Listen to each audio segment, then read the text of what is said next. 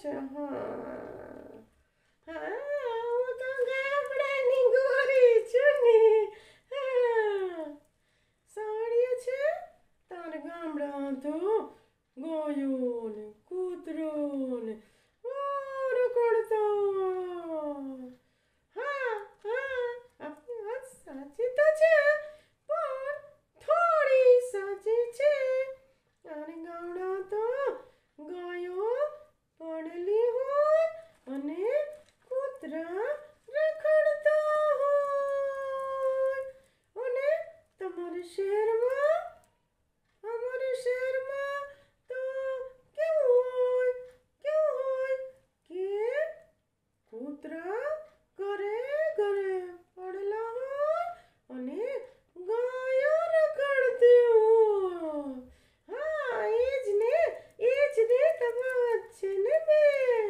અને અમારી ગામડામાં તો વહેલી સવારે બધા ખેડૂતો અને લોકો ગાયને પગે લાગી, ગાયની પૂજા કરી, મંદિરે દર્શન કરી અને ગાયને દોરીને વાડીમાં ખેતરમાં જતા હોય એવું રળિયામણું દ્રશ્ય તમને જોવા મળે હો.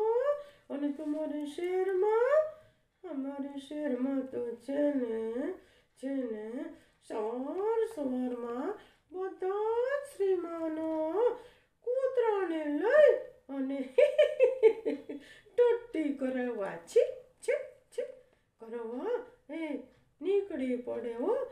તમને ખબર ન પડે કે કૂતરો એને ઢસડી જાય છે કે કૂતરાને આ ભાઈ લઈ જાય છે.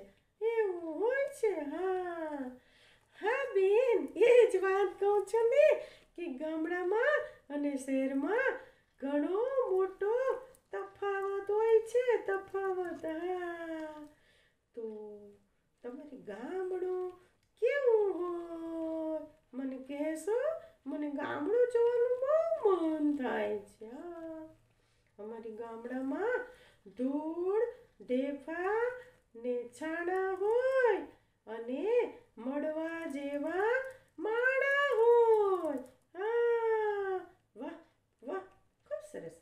અરે ઘરે ઘરે તુલસી ક્યારા હોય અને સૌના વ્યવહાર ખૂબ સારા હોય. વાહ વાહ વાહ, ખૂબ સરસ.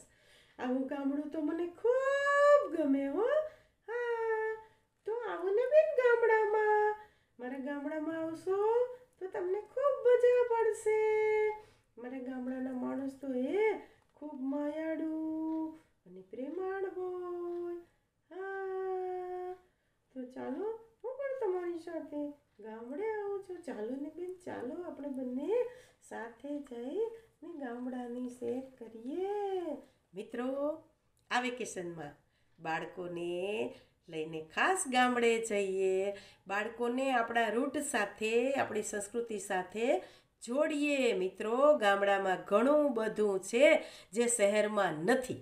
શહેર ખરાબ છે એવું નથી, પરંતુ ગામડામાં કંઈક વિશેષ છે જે બાળકોના જીવન ઘડતર માટે, એના આઈક્યુ અને ઇક્યુના વિકાસ માટે ખૂબ જરૂરી છે.